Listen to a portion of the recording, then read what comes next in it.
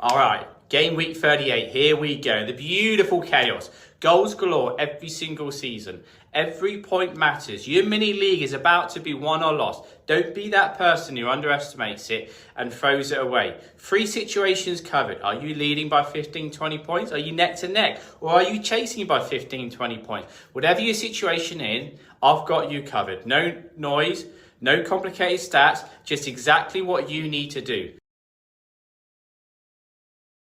Right, let's get into it. Let's start with the data. This is our foundation. You'll see the betting odds for all the games over 2.5 in every fixture in game week 38. Why does this matter? Because I said game week 38 is historically the highest scoring round of the season. Every year is the same. Managers have nothing to play for. Teams are chasing positions. It's just beautiful chaos and the bookies know it. So let's use it as to our advantage. The green that you see, these are the fixtures that the bookies think are almost certain to produce goals. Man City versus Aston Villa at 1.4. That means for every pound you bet, you're going to be winning 40 pence. That's how confident the bookies are that there are going to be goals in this game. City are first for expected goals from open play. Haaland is at home. This is Haaland. Just let that sink in and we'll come back to that. Liverpool versus Brentford at 1.5. Liverpool have nothing to play for, but they are playing attacking football regardless. Brentford always give you a game. That's 2 sides that will have a go at each other. The bookies have this as a near certain 4 goals. These 2 fixtures are your foundation. So when you're thinking about transfers or captains, let's start here. If your players are playing in one of these games, you're already starting from the right place. Now let's look at the yellow fixtures. Likely but not certain. Brighton versus United, Fulham versus Newcastle, Forest versus Bournemouth, and Spurs versus Everton. All between 1.53 to 1.66. Still strong odds. Still higher probability of goals. These are your secondary targets. And then there's the red odds. Possible, but higher risk, less likely.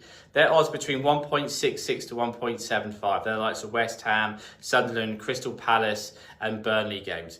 The bookies are saying goals are possible, but not guaranteed, not as likely as the green ones. But these could be your differential territory. Higher risk, higher reward. So when I give you my transfers and captains picks in a moment, this is the data behind it. So every single situation, this is the thought process. This is the foundation we're using. I'm not just guessing. I'm using what the market is giving us and telling us. So the green odds start there and then let everything else flow from there. Right, the 3 situations first. And this is really important. Nothing is won or lost yet. 3 or 4 times in my past, I've lost a mini league when I'm 15, 16 points ahead going into the final game week. It happens. Game week 38 is just chaos. Do not underestimate it. So if you're leading by 15, 20 points, keep it simple. Don't overcomplicate it and just stay calm. Right, think about regret. Which would you regret more? Sticking to your plan and losing or gambling and losing? I know I'd rather be the first one, sticking to what my thought process has been all year. And if that doesn't work, then so be it. Right. Second situation, neck to neck. This is probably the best situation to be in. Why? Because it's a roller coaster. It's fun. So just prepare for that. It's exciting. You're playing against your mate. You get to watch the game, etc. So just enjoy it. First thing though, in this situation is know your opponent. Are they likely to be a gambler or are they going to play cautious? They're the sort of 2 types of players there might be. So if they're a gambler, let them make the mistake. You can play it safe. Are they cautious and calculated? Then consider a smart transfer that will give you that little edge. We'll go into exactly who you need to bring in a bit. Third situation is your 15 points chasing. Like I said, do not panic. You can overturn this.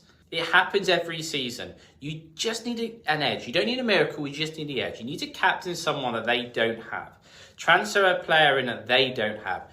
Couple of small differences, big impacts. 1 or 2 right calls and you are right back in it. Don't panic, be cool. Right, so if you're leading, if you're leading by 15, 20 points, right, beautiful position to be in. Simple and straightforward decision-making time for you. First option, I think, is the Henshield. I don't know how to pronounce it. Anyway, he's third for expected goals amongst all midfielders. Great form. 3 goals in his last 4 games for Brighton. Brighton is second for expected goals from open play. Brighton versus United, I think he's shaping up to be a high-scoring game. Simple and clean. Another option, Anderson, the proper safe play here. High floor, now playing much more advanced though, has 2 scores of 12.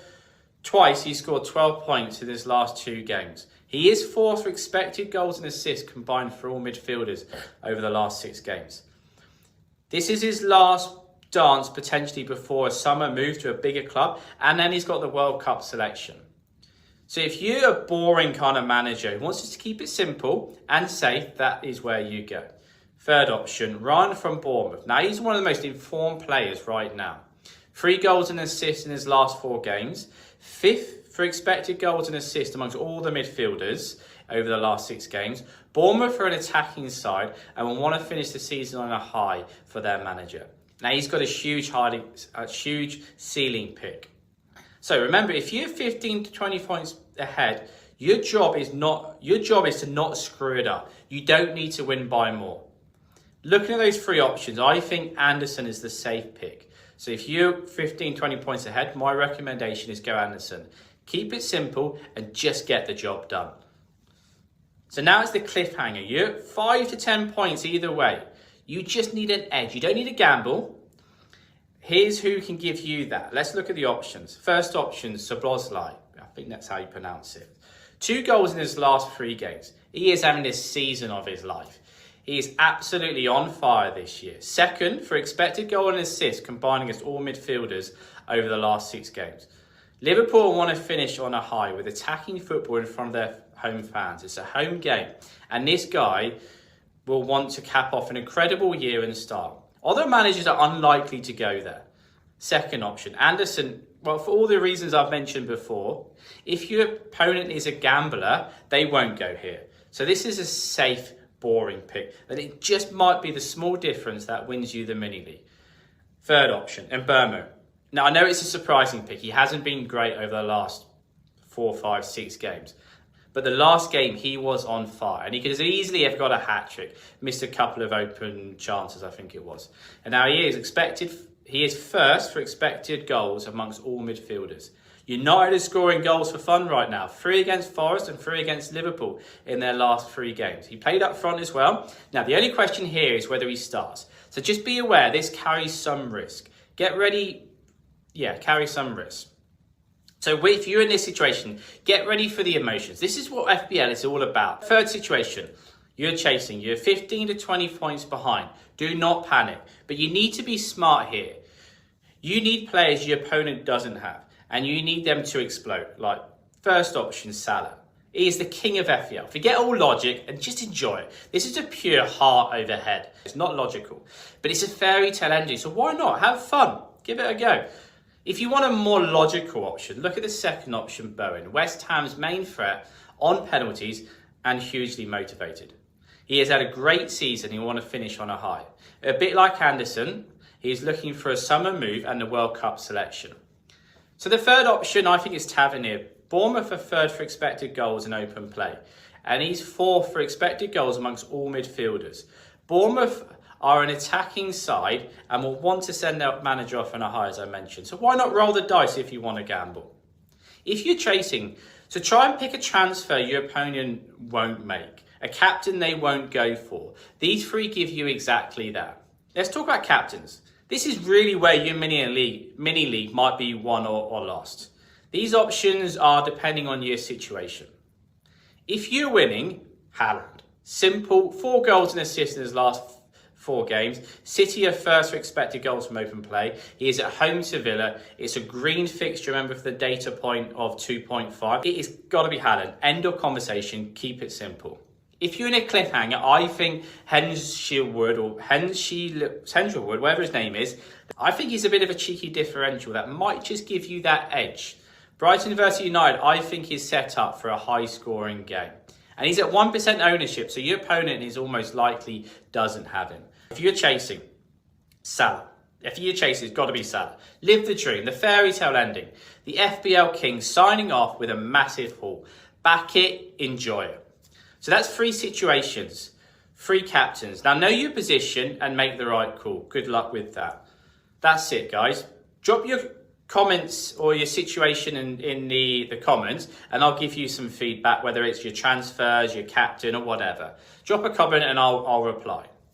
And if you're keen on the World Cup Fantasy, which starts in maybe 2 or 3 weeks' time, I'm about to drop 4 videos regarding that. It will cover the rules, the chips, the strategy, players, and then there'll be another one about my team. So if you're interested, subscribe, and I'll drop those videos as soon as the game launches. If not, I'll be back in pre-season. I'll be doing these every single week. Throughout the season, and pre-season I'll drop a load of more content as we prepare for game week 1. I'm Tony. Thanks guys, have a good day.